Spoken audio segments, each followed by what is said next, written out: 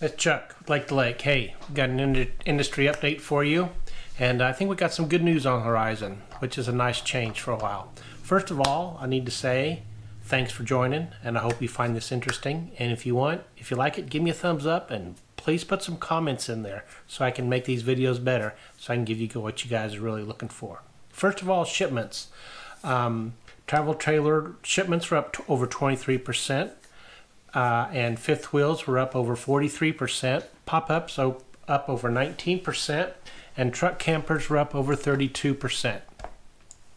That's the good side of the equation. Now, on the little bit of gloomy side, we had Class A's were down 4.7%, Class B's unfortunately were down 19.9%, and Class C's down over 13%. So we had a total shipments for the month of 27,629, which gives us a increase of 27.6%. So they're building them and they're shipping them, and the dealers are buying them and they're putting them on the sales floor. That's good. That's really good, because we got the big springtime selling is coming up in the really near future. Sales for December were 9,800. Those are the registrations that occurred throughout the United States. Basically, face it, December's a slow month. Nothing we can do about that. I mean, you got Christmas, you just got over Thanksgiving. People aren't buying RVs. So now let's jump into the used market. The used market, the average price for motorhome was up about 4.5%. The average trading price was a little over $63,000, which was an increase of over $2,700. So that's kind of good in the motorhome market. And we may be seeing a little bit of that because we're not seeing motorhome sales and motorhome shipments as much as we are. So if people want to buy a motorhome, maybe they're going to the used market. Plus, they can save tens of thousands of dollars. Towables came in averaging about a little over $15,000. Which was down 6.8%, or a little over $1,100 per unit from last month. And that's just the way things are. I mean, it's not going to change too much. And the average motorhome on the used market was a 2015, where the average towable was a 2019. And I think the used market's going to follow the price of the new market. If the RV towables keep creeping up in price, and all the motorhomes keep creeping up in price, I think you're going to see at least the used price, they at least are going to remain stable, or they may actually increase a little bit. Now, let's talk about local inventory. Our local dealer units, when I did my drive-by and checked on them, and they're getting to know me now, so they think something's up, and they know I have a YouTube channel, but they don't seem too concerned yet. But who knows? In February, they had 9 units that were 2023s on the sales floor, and I'd stay away from those. Now we're 2.5 years old on those. I wouldn't be buying them. We had 203 2023s, we had 203 2024s on the sales floor, and they're discounting those pretty heavily.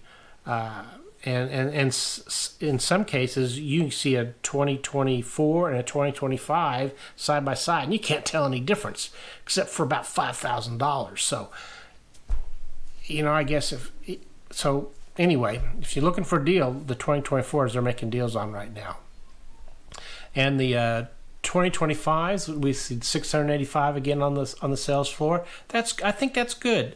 I think they got a good healthy stock of units, total units. The lots are full. There's not much extra room on the lots, that's for sure.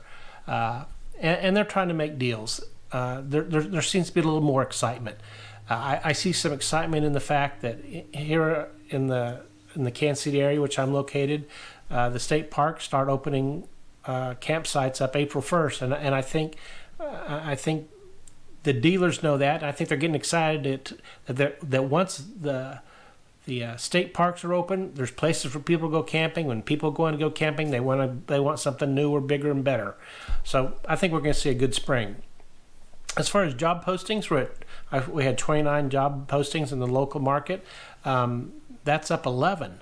So to me, that's what that's telling me is the fact that they had some good shows, and people were excited, and people started buying. And as people started buying, they put out the job postings, getting ready for the spring sales.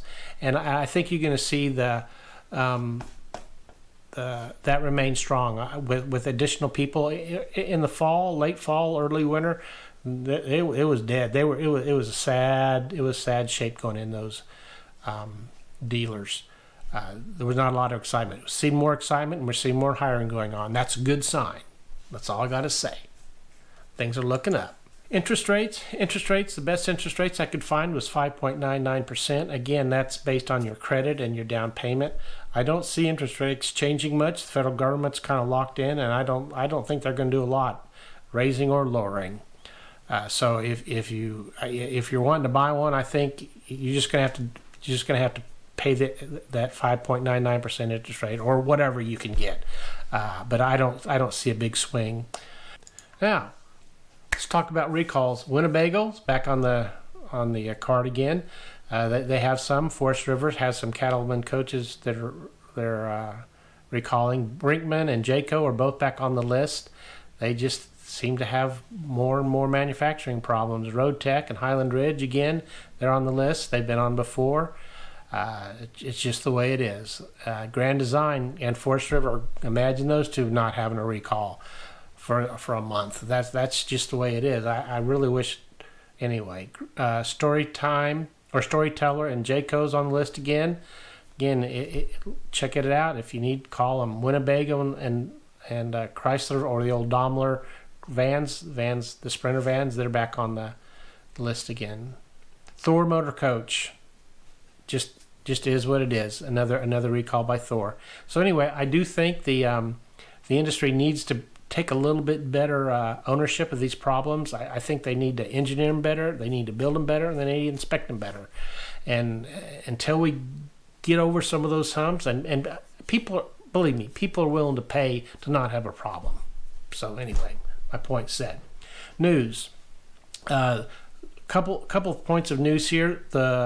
As far as the national parks go, I'm so confused. I see some people say they're hiring. I see some people say they're firing. I see some people say they're firing permanent people and replacing them with temporary people. And I see they can't hire temporary people because they got permission, but they're not authorized. It's like, oh, come on, I'm so confused. So anyway, I think the national parks are going to be kind of dicey this year.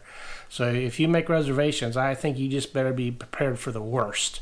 I'm not saying you won't get in. I'm not saying you can't make a reservation. I'm not saying it won't be there.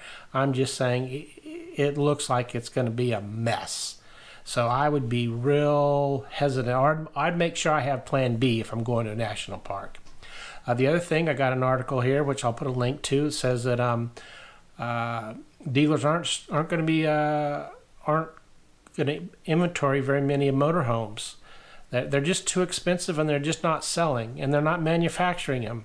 I really think that motorhomes are going to be an item in the near future where it's only going to be a special order item. I don't think you're going to see them sitting on the sales floor. I don't think the dealers can afford them, and I don't think the manufacturers they're